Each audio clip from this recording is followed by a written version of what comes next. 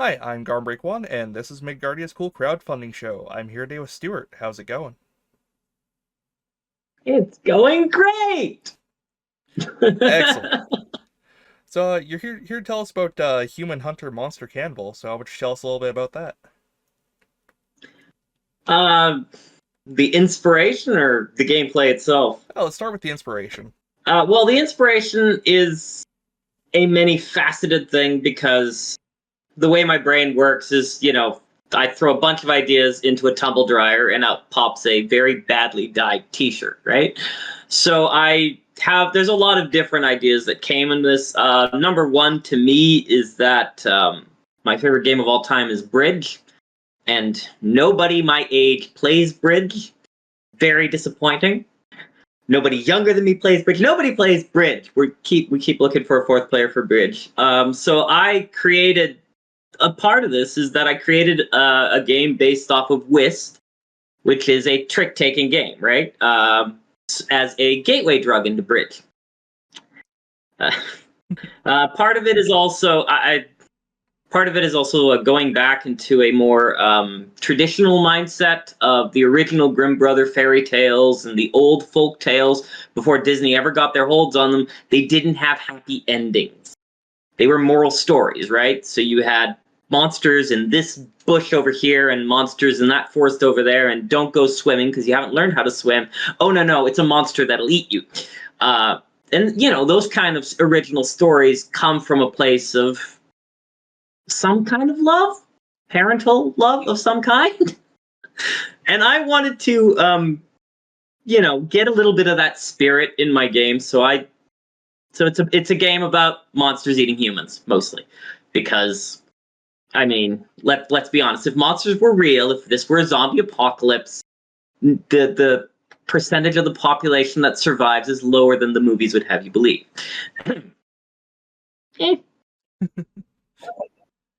Yeah. So, yeah, why don't you tell me about how the game? I mean, you said it plays somewhat like Bridge, but I've only played Bridge once, I think. So why don't you tell us a little bit about how this plays? So it's a trick taking game. Bridge has become complicated and is not really comparable. This plays more like Hearts. So you're collecting all of a single suit and avoiding all of another suit. So there are human cards and there are monster cards. And if you play a human, everybody has to follow suit, as in trick taking games. And if you play a monster, everybody has to follow suit. And it only goes up to 5. So it's a 0 to 5 ratio thing. And the 5s are not common because in humans, that represents the respect that they have in the community. It represents their charisma or their political power. In the monster's case, it's how scary they are. Nobody messes with death because, I mean, it's death, right? And most of the first phase of the game is entirely just trick taking. It's getting those humans or the monsters. You can collect the sanctuary if you like. Collect a monster sanctuary, that's fine. But it's collecting one and avoiding the other in large part. There are a few little twists. I have some occult cards in there for esoteric rituals of sorts, which are faster to play. But you're in charge of this village. It's the 1450s, and people are coming in for the spring festival, and half of them, they're monsters, but no one's able to do anything about it because you're the one carrying the messages all over the place, and you only have 2 feet, and you can only run so far. So I liked there's a lot of card draw, and I like that because it really evokes the chaotic nature of an old village. Just it's the middle of a festival. You got whenever there's a huge event, there like the Super Bowl, there's millions of people that are suddenly in your city. What do you do?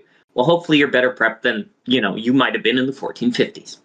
That sort of thing. And then the second phase hits when the cannibal shows up. I liked the cannibal as it's an interesting game-ending mechanic because all the monsters are going to eat humans. So why not have a human eating humans? It's morally reprehensible, and it doesn't necessarily represent anyone in particular. I've avoided that as much as possible. But the cannibal initiates the second phase by showing up when darkness falls. They're avoiding the local constabulary or whatever. And then all of the monsters eat in a what I like to view as an interactive scoring phase, because each monster has its own preferred meal, and it will take it out of you if it can, and it will take it out of your neighbors if it has to. And if it comes back to you saying, "There's none of my meal anywhere nearby, feed me," then you feed it whatever just so that it doesn't eat you, right? So if you manage to score negative points, then the monsters ate you, and your home is completely gone. But it's just I call it hearts with a zombie apocalypse feel. But there are no zombies, and it's not really an apocalypse. But when the zombie apocalypse comes, you'll get that feel of everybody around me is getting eaten, run, Yeah. right? So that's how the game plays, and it does what it does well. Of course, it's still prototyping in prototype phase, so I've got a bunch of tweaks that I have to do in the next few months. But hey, I don't mind anything that makes the game better. Yeah, absolutely. Can you tell me about the stuff that you got in front of you? So the um, I've got the prototype box that I got my prototype in, which is a standardized size. I've got the curse token, which a friend made an STL for me and 3D printed me a few. This is very exclusive, does not exist anywhere else. And I got a bunch made anyway. I've got the prototype box that I want, the size that I want, based on some games that I received this year. I like the size of the box, I like how they look, and I like the feel of how they are. My printed rule book, which I choose not to talk about. There's the Cannibal card. There's the Monster Sanctuary card because it looks good, if people can see it. There's a next meal card way over here, which is slightly below the screen itself. And there's all 120 cards, which I believe are also 120, 100 and something, which are also below the screen, but they're there. And, you know, T, which is part of who I am. So I try to put it in every video. Yeah, fair enough. So, I note that one of the things you highlight is the accessibility of the design in terms of both colorblind friendliness and easily readable, like dyslexia friendly font. Can you tell me about why that's so important? So I did design it from the ground up to be colorblind friendly because primarily that was just a design choice. It was like, this is my primary design goal, is to make it colorblind friendly. I'm told that red and green are not necessarily colorblind friendly, but all of the green cards have the same shape. They're very distinguishable from the red cards. They all have their own, suit. It's important to me, partly because of accessibility and marketing. I know it's a crude thing to say, but it is what it is. Because I can make a game that can be more accessible to colorblind friendly people. For the dyslexia is very heavy in my family. My sister has such bad dyslexia that she can't read. Like, it takes her an hour to read through a single page, which is horrifying for a lot of people, but it's an everyday thing for her. She uses a lot of, take a photo, which reads stuff for her kind of apps. So I want to make this dyslexia friendly. And the more research I put into the fonts, the more down a rabbit hole I seem to go. So I'll make it as dyslexia friendly as I can, as readable as I can. But the color blindness is really primary on the colorblind friendly is really primary on the as a design element. And, the accessibility brings into mind ideas of, okay, I want to make this feel like it could happen to any village in the world. In my brain, it's a village in the mountains surrounded by forest, but it doesn't have to be. It could be, a desert village. And I mean, everybody has to go through some level of a spring festival of some kind or another, because that's how the seasons work on our planet. So I went and I did the research for as many monsters from as many continents as I could. And yeah, I got 36 monsters from around the world. It's great. And I'm redoing the research for the series that I'm running now on my YouTube, and that's a lot of fun too. So, it's just the research, the creativity that goes into it has been a lot of fun, and I enjoy the creativity. So what's very important to me is that it's accessible to colorblind friendly people, because I have a friend who's colorblind, even though he hasn't shown up to a single playtest. But that's okay. That's okay.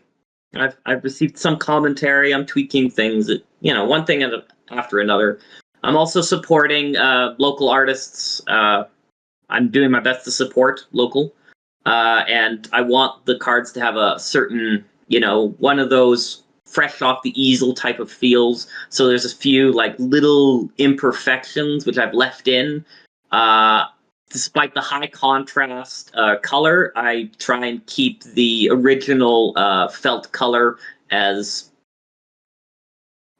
I don't know, photo correct as I can. I don't know. Right. Yeah. I think it looks good. Some people have given me compliments. Some people have said it doesn't look finished. Mm. Yeah. I mean, I can definitely see both sides there. I can see where people get the impression that it looks unfinished, but I think overall, as long as it's consistent, it looks, looks pretty good. Yeah, yeah. I mean, the original box that the prototype came in is not very colorblind friendly. So I had the artist redo it, which is why I've got something a lot more high color contrast, a lot brighter, which makes it more visible. So yeah, it's been a journey, Right on. and I'm knocking. Now, such is the way, unfortunately. Gravity. Yep. Everybody's worst and best friend. Yes, indeed. So, what's your favorite monster? My favorite monster was the Chupacabra. It comes in close second to the to Grendel. Grendel has a lot of little details in the art because the artist went through the trouble of. Grendel is descended from a dragon. That was his mother, apparently, and so she went through the trouble of doing every single scale. It looks great. She's horrified by the art. She doesn't like it. But the Jabberwock was a lot of fun because of the way it was shaped, the way how the different stories played into the artist's mind and came out with this nice, cute little thing that would probably do very well as a plushie, actually. Huh. Anyway, sorry. Yeah, I mean, it was fun redoing the spots. Like, the artist only works in physical media, so there's been a lot of digitizing on my part, and it was fun doing doing the little spots, doing the little details of the spikes on the creature's back, and doing the lore behind this creature, which people disagree on how it looks and what it does and how it feels. Because in my brain, it's the mayfly of the monster world.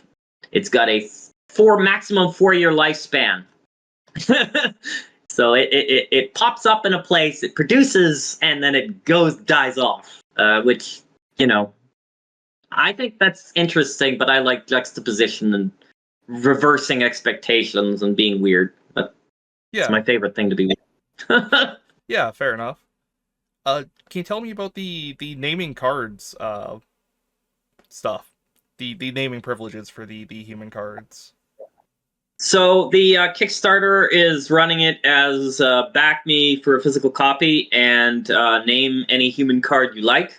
You back first, then you get naming privileges first. That is, in my brain, it's a way to engage with Kickstarters, with the people who are actually kickstarting it. I think it's a neat little gimmick. I've got a future project plan, which is get your face on cards. That's well into the future, but that's okay. And yeah, it's basically these are humans, and I can name them. I mean, it would take me a little bit, and some random research to pull random names off the internet, which wouldn't take me as long as I think, I imagine. Or you could name them yourself with the Kickstarter credit, like, I named this card, this is my card, and that sort of thing. So the monsters are all named because they're actually based on either existing mythologies or on things that I threw together in my head in a specific way, and that forces them to be named in a certain way. And the ritual cards are kind of just ritualistic because that's the way it is. Like, Ring Around the Rosie moves the monsters around. I know the history of Ring Around the Rosie. I do. I just feel like if it's going to be used to in an attempt to ward off plague, why can't it be used in an attempt to ward off monsters? Yeah, fair enough. And I assume you're gonna check the name submitted to make sure Adolf Hitler doesn't slip in there, because it's the intro. Adolf is a perfectly reasonable name. Yep. Hitler might have a few connotations. I'm not going to go with insert random string of swears here or something completely inappropriate. I'll veto those. But otherwise, I mean, if your name is von Brafensloff, thumbs up. You can name it after your favorite D&D character. There's also a create a card section in there somewhere, which is basically for people who want their D&D characters in a game. Like, that's basically what it's for. Yeah. Yeah. I'm not clear on many points. I apologize. It's Oh. my first Kickstarter. I'm still learning. No, it's totally fine. It's just every time I see something like that, that is my first thought, is that somebody's gonna submit like random serial killers or other atrocious figures. I've been on the internet a long time. Yes, and the internet is a horrifying place. I agree. Yeah. Uh, is there anything that we haven't touched on that you'd like to talk about? Well, the Kickstarter is at 8%. I think we're past the halfway point at this point. So I'm thinking about contingencies and what's coming in the future. I figure that should this Kickstarter not succeed, I mean, it's a logical assumption considering the numbers and considering how unprepared I really was. I mean, you get all these warnings of you should really prep yourself for 6 months in advance before your Kickstarter. I locked myself in because, according to me, it's more important to keep my word than it is to actually be ready, because I'll never be ready. I'm a perfectionist. So there's T-shirts available on the Kickstarter. Those will not be made available ever again. And I plan on naming the cards after this particular Kickstarter has. If this particular Kickstarter fails, then I'll name the cards myself. I will poke whoever supported me as I can and be like, hey, would you like to name a card? Regardless of what they've done, especially if I'm under 45 backers. So I am thinking of contingencies, but it'll be another 18 months before this, before I feel like I'll be ready again for this project, and that's okay, as long as I don't give up, right? Yeah. But yeah, the T-shirts are very exclusive to this Kickstarter.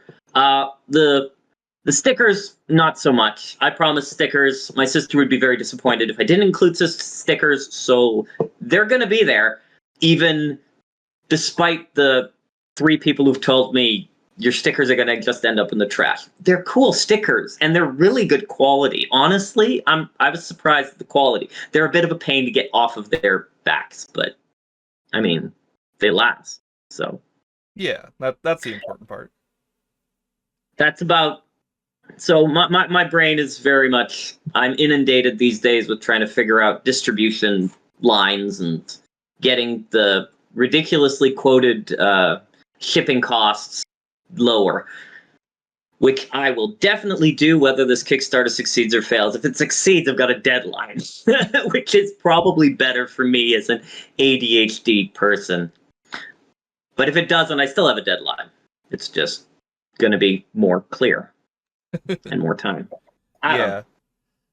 And when this video goes up, there will be about 20 days left, so it's not impossible, but you would not be the first person to launch a campaign, have it not succeed, and then come back a year or two later and blow it out of the water.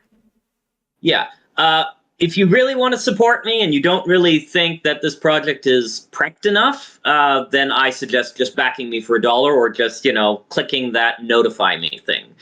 Because at that point, the next time this Kickstarter goes up, I will be a lot more ready than I am. But I'm learning something new every day. So, that's life. Yep, absolutely. But I know myself. If I don't follow a date, if I say this is the deadline and I don't follow it, it's not getting done. So here it is. Succeed or fail, I'm good either way. Right on. Well, if you've enjoyed looking at this project, there's a link below to the Kickstarter page. Go check it out, back it, and yeah, Stuart, thanks for coming on. Well, thanks for having me, Gar. It's been a pleasure. It really has. All right, yeah, have a good night, everybody.